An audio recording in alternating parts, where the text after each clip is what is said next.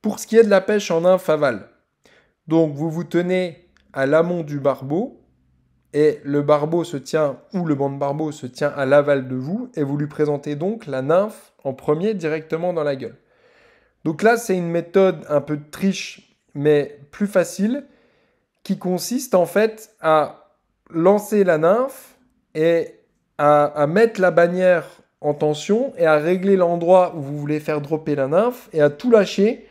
pour pouvoir faire en sorte que ça arrive en premier dans la gueule du barbeau. Donc quand vous pêchez en nymphe aval, vous avez un pouvoir de placement de la nymphe qui est supérieur, puisque vous allez tricher un peu en faisant glisser la nymphe sur l'eau et d'un coup tout lâcher, tout détendre pour faire une dérive rapide qui lui arrive dans la gueule. Donc